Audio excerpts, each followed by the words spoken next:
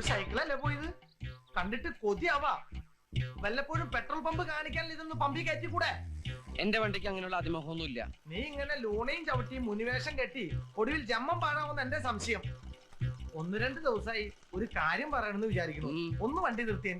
എന്തിനാ നിർത്തണ? കവച്ചാ പോരെ. ഇനി ഈ ബെൻസിന്ന് ഇറങ്ങ്. എന്തിനാ? നിന്റെ ആഗ്രഹം പോലെ തന്നെ നിനക്ക് ചുളിയിൽ കോടീശ്വരനാവാനും എനിക്ക് ആ കോടീശ്വരന്റെ ആശ്രിതനാവാനും ദൈവം തന്നെ ഒരു അവസരം ഒരുക്കി തന്നിരിക്കുക. അത് നമ്മൾ മിസ് ചെയ്യരുത്. മനസ്സിലായില്ല? അതെ, അവൾ മനസ്സുകൊണ്ട് ഭർത്താവായി സ്വയം അവരോധിച്ചെങ്കിലും ഒന്നും നോക്കാതെ ആ സ്ഥാനം നീ ശരീരം കൊണ്ട് ഉപയോഗപ്പെടുത്തണം. എങ്ങനെ? അതെ, അവൾക്ക് തിരിച്ചറിവ് കിട്ടുന്നതിന് മുമ്പ് അത് സംഭവിച്ചാൽ പിന്നെ ഒരിക്കലും അവൾക്ക് നിന്നെ തള്ളി പറയാൻ പറ്റില്ല. പിന്നെ ആ ബംഗ്ലാവ് നിനക്ക് സ്വന്തം, ഞാൻ അതിന്റെ മാനേജർ. നീ എന്താണ് ഉദ്ദേശിക്കുന്നത് വത്സ? ഇന്ന് രാത്രി ആ കുട്ടിയും അങ്ങുമായി സംഗമിക്കണം. സംഗമമോ? മനസ്സ് ചിത്തേക്ക് നോക്കണ്ടല്ല, എന്നെ ഇട്ടൊന്നുമില്ല. എടാ സതീർത്യ, ഇവിടെ മുനിമാര് പോലും സംഗമിച്ചിട്ടുണ്ട്. വിശ്വാമിത്രനും മേനകയും പരാശരനും മത്സ്യകന്തിയും എന്തിനേറെ ഈ ത്രിവേണി സംഗമം വരെ സംഗമിച്ചില്ലേ? അതിനിടയിൽ നിങ്ങളുടെ സംഗമം ഒരു സംഗമല്ല. അങ്ങനെ അവരെ പല ചായച്ച് സംഗമിക്കാനൊന്നും എന്നെ കിട്ടുന്നില്ല. ഞാൻ അത്രയ്ക്ക് വൃത്തിയായിട്ടൊന്നുമില്ല. ഓക്കെ ബഹളം വെക്കണ്ട. ഞാൻ ഒരു ത്യാഗം ചെയ്യാം. എന്ത് ത്യാഗം? ഞാനും ആ കുട്ടിയുമായി സംഗമിച്ചിട്ട് അതിലുണ്ടാവുന്ന ദിവ്യ ഉണ്ണികളുടെ ഫുൾ ക്രെഡിറ്റ് നിനക്ക് തന്നിരിക്കണു. എനിക്ക് വേറെ ഒന്നും വേണ്ട, പോരെ? അരുത് കാട്ടാളാ. എന്റെ വീട്ടിൽ മാത്രമല്ല, നിന്നെ കൊടകി ഏരിയ പോലും കണ്ടുപോരുത്. കാമാന്തക, കാമപ്രാന്ത, കാമരാക്ഷസ, കാമപിശാച, കാമരാജ യൂണിവേഴ്സിറ്റി അണ്ടകടാക. മാതാശ്രീയെയും ബഹൻശ്രീയെയും തിരിച്ചറിയാത്തവൻ ഇവനമ്പങ്ങളൊന്നും.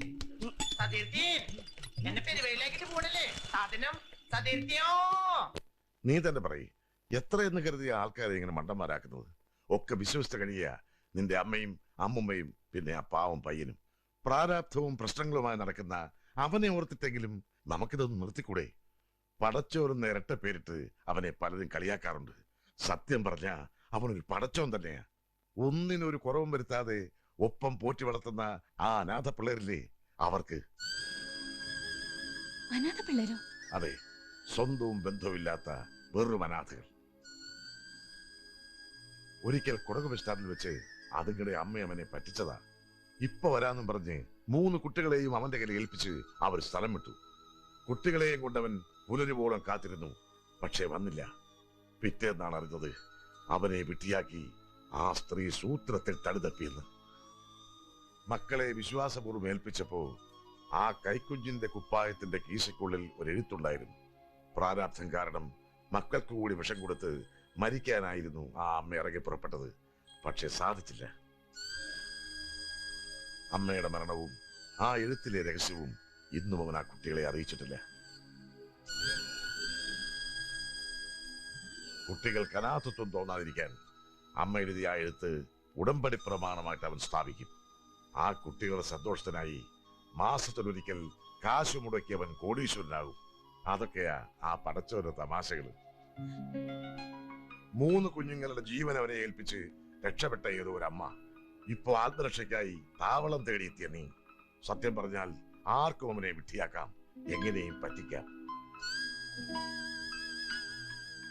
രോഗിയുടെ ഇംപ്രൂവ്മെന്റ് അറിയാൻ, ഡോക്ടറുടെ വെളിപ്പെടുത്തൽ കേൾക്കാൻ പുറത്ത് ആധിയോടെ കാത്തിരിക്കുക. ഒരു വശത്ത് അമ്മയും മറുവശത്ത് അവനും. നീ തന്നെ പറയേ, അവരോട് എന്തു മറുപടിയാ ഞാൻ പറയേണ്ടത്? എല്ലാ കളിയും താൽക്കാലിക രക്ഷയ്ക്ക് വേണ്ടിയായിരുന്നെങ്കിലും ഇപ്പൊ എന്തോ എന്റെ ജീവന്റെ സുരക്ഷിതത്വം അവിടെയാണെന്ന് എനിക്ക് തോന്നുന്നു. മോളെ, ദൈവത്തിന്റെ അംശമൊന്നും അയാൾ കണ്ടിട്ടല്ല. ഒരുപാട് വെറുത്തപ്പോഴും എന്തോ ഒരു കൗതുകം. അതിനിപ്പോ എന്താ വിളിക്കുക, എങ്ങനെ പറയാ, ഒന്നും എനിക്കറിയില്ല. കഴിഞ്ഞ കഥകളോ വരാൻ പോകുന്ന ദുരന്തങ്ങളോ ഒന്നും ഞാൻ ഓർക്കുന്നില്ല. പക്ഷെ ഏതൊരു പെണ്ണും ഒരു ജന്മം കൊണ്ട് ആശിക്കുന്നതിലപ്പുറം സന്തോഷത്തില ഞാനിപ്പോ. എനിക്കറിയാം ഈ ഒളിക്കലിനൊരു നീർക്കുമിളയുടെ ആഴ്ചയേ ഉള്ളൂന്ന്. ഒന്നും വേണ്ട അങ്കിൾ, പിടിക്കപ്പെടുന്നത് വരെ ഞാനിങ്ങനെ കഴിഞ്ഞോളാം. അതുവരെയെങ്കിലും.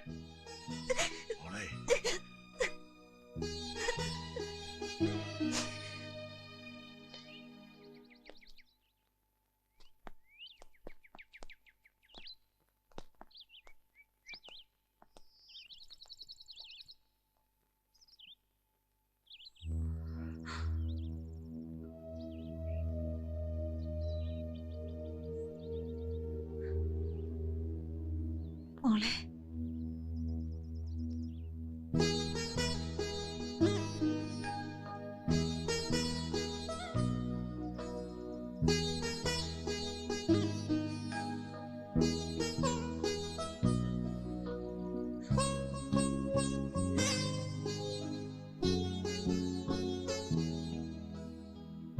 എങ്ങനെയുണ്ട് ഇപ്പൊ? എന്റെ കുട്ടിക്ക് എന്തെങ്കിലും വ്യത്യാസമുണ്ടോ ഡോക്ടർ? മനുഷ്യന് പരിമിതിയുണ്ടല്ലോ. ഒക്കെ നിശ്ചയിക്കുന്നത് ഈശ്വരനാ. അവന്റെ തീരുമാനത്തിന് വിട്ടിരിക്കുക എല്ലാം. എല്ലാം കൊണ്ടും മോന് എന്റെ മോളൊരു ഭാര്യയല്ലേ? ഹേയ്, ഒക്കെ ഒരു കുട്ടിക്കളി, അങ്ങനെ കരുതിയിട്ടുള്ളൂ. കണ്ടില്ലേ, മൂന്നെണ്ണത്തോടൊപ്പം ഒന്നുകൂടി, അത്രേ ഉള്ളൂ. അമ്മ വിഷമിക്കണ്ട, ഒക്കെ നേരെയാവും. ഞങ്ങള് പോവാ.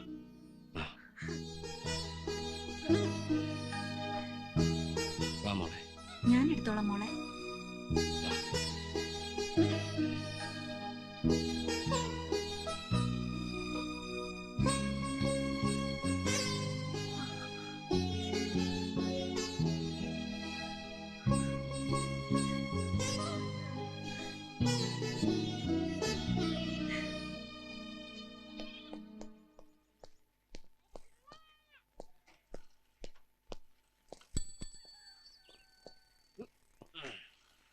പഠിച്ചോനെ,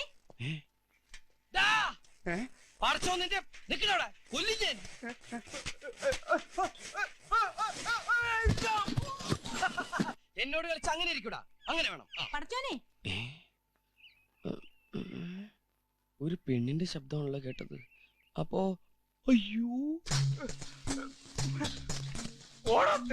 നിന്നെ കാണിച്ചു തരാടാ.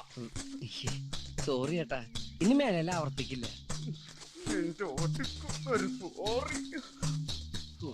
ഏയ് പഠിച്ചോനെ,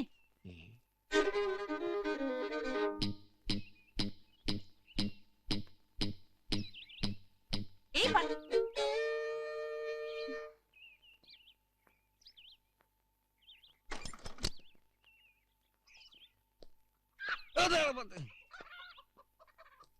എന്താ വിളിച്ചത്? പടച്ചോനെന്ന്. തിരിച്ചറിവ് കിട്ടി.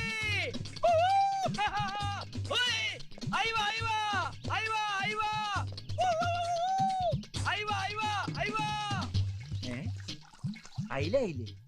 ഇവനിപ്പോ മീൻ കച്ചവടം തുടങ്ങിയ? എന്ത് മീനോ? നോ മീൻ. നെയ്മീനോ? തിരിച്ചറിവ് കിട്ടി. ഓ, തിരുത കിട്ടിയോ? ഓടെ മണ്ണുണ്ണി, വിവരമുള്ളവരെ വിളിക്കടാ. ഓടാ മണ്ണുണ്ണി, വിവരമുള്ളവരെ വിളിക്കാൻ. അത് ഞാൻ കേട്ടല്ലോ. ദേ, നിങ്ങളുടെ പണ്ടാറക്കാലി മോൾക്ക് തിരിച്ചറിവ് കിട്ടി. എന്റെ ഇരട്ട പേര് വിളിച്ചു.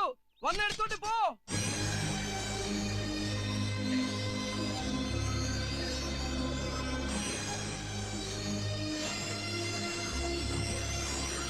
വേമ്പാ വേമ്പാ.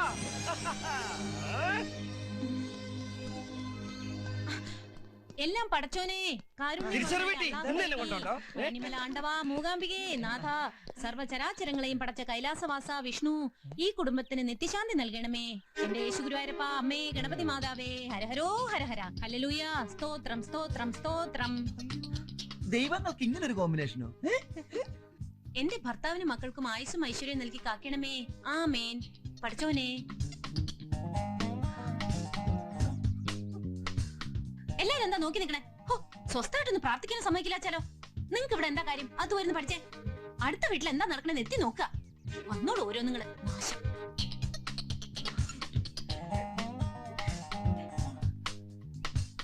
മണ്ണിലും വിണ്ണിലും തൂണിലും തുരുമ്പിലും എല്ലായിടത്തും ദൈവമുണ്ട്. ആ കുട്ടി ഒന്ന് പ്രാർത്ഥിച്ചു കരുതി താൻ എന്തിനാണ് കൂവി വിളിച്ച് ശല്യം ചെയ്യണേ? അല്ല, സത്യമായിട്ടും എന്റെ ഇരട്ട പേര് വിളിച്ചു. എന്തരട്ട പേരാ വിളിച്ചത്? പറയടോ. പടച്ചോനെന്ന്. പടച്ചോനെ തന്നെ പടച്ചോനെ വിളിച്ച? പടച്ചോനെ പടച്ചോനെ ഇരട്ട പേര് വിളിച്ച് ഇവനെ കളിയാക്കിയ പടച്ചോ പോലും പുറക്കില്ല. ഒരു ചാൻസ് ഇട്ടപ്പോഴേക്കും തളപ്പെട്ട് കയറില്ല. പടച്ചോനെ പട്ടി. നീ ആയിരുന്നോ പട്ടി? നിന്റെ പാപ്പ. എനിക്ക് തോന്നിയതായിരിക്കും. പടച്ചോനെ.